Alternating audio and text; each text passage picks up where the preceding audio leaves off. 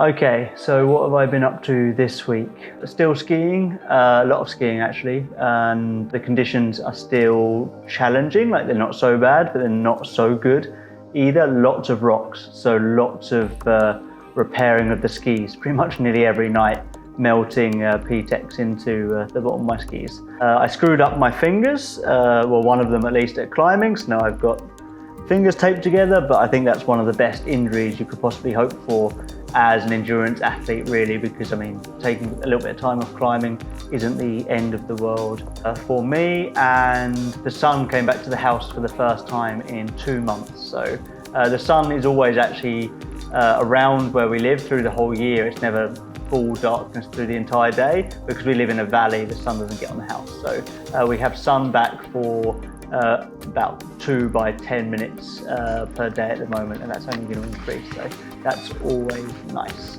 But yeah, I'm actually just finishing off a big training block. So it's been 4 weeks since Christmas with gradually training more and more and more, and this week was my biggest week yet, with 16,800 meters of climbing or something thereabouts.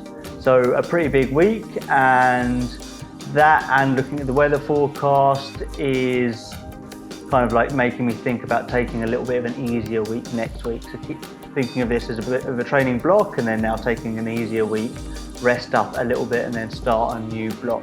And like I say, that works really well with the weather because it looks absolutely terrible next week. It's going to be between 0 and 5 degrees at the house, so that means a lot of rain instead of snow, hopefully some snow up in the mountains, but we'll just see. It's going to be a tough week weather-wise, so I think this is a good time to take a little bit of a break, and that means then I can also look back and see the training I've done over the past 4 weeks. It's always fun to actually see whether the training has worked, and I've got a few different ways of trying to track whether I'm actually improving.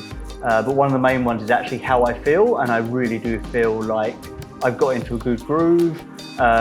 Training's feeling better, running especially is feeling better. I'm feeling fitter and healthier and still ready for more, so that's one of the most important things, and sometimes that's the best time to then take a little bit of a break and make sure I don't push over too much. So if we look at the fitness and freshness graph on Strava, I use this quite a lot kind of just to track what I'm doing, because I'm pretty happy with the heart rate zones I have in Strava, and that's what this relies on quite a lot. Here you can see the last year of data. So this was base building last year, and then you can see this is the racing season where my fitness has actually dropped because I'm resting for races and resting after races. And then this was being sick after the Trail World Champs, which was my last race. This was doing a bit of training before Christmas. This was being sick again after Christmas. And then this here is the last 4 weeks of training I've done. So I've improved my fitness score from 37 up to something like 52, what it is now. So that's pretty cool, and that's like part of what I'm going for during the winter training, is to build this sort of like fitness number as much as possible, but still do it in a healthy way, so I'm ready to actually sharpen that fitness through to the season. Another way I can track my improvement is from the running I'm doing, and I'm actually only running for an hour and a half per week at the moment. So a 30-minute recovery run and about an hour's tempo session. I've been doing the tempo flat workouts running on the treadmill. The first one I did, which was this one, I did on 5%, and then the last two, one of them being today, I've done on 3%. So from the numbers of those workouts, I can kind of get a good feel for whether I'm improving or whether I'm feeling better on the treadmill or not. But I also do a very standardized warm-up, which is an idea I got from Killian, who does this as a fitness test, who he got from someone else who I think was a track runner or something, but I do it slightly different. I do it as my warm-up as opposed to an actual full-out fitness test. So it's a bit more manageable as part of my training, and it doesn't take that much away. It's just a nice way to warm up. So the idea is for 10 minutes, I start on 0%, and every minute I increase the gradient of the treadmill by 1%, and I reduce the speed to try and make the effort level similar, yeah. So around sort of like RP 3 to 4 really. And I've done that exact same protocol the last 3 weeks in a row before each of those tempo flat workouts. And you can see the numbers here. This was the first time I did it. You can see my heart rate goes up pretty quick, and then it's pretty steadily, pretty solidly in zone 2. And then you can see where it ends there. So that is the warm up of the workout. So then this was the actual session. I did the pyramid intervals, progression 1. All the tempo flat workouts I've done in the past 3 weeks have all been the progression 1 of each workout. This was the pyramid intervals. The next week, this again is the same protocol for the warm up, and you can see the heart rate is a little bit lower. And then this was the 4-minute intervals I did last week. So this was on 3%, so it's really directly comparable to this week. And then this was this week's data, and you can see that same protocol is much lower.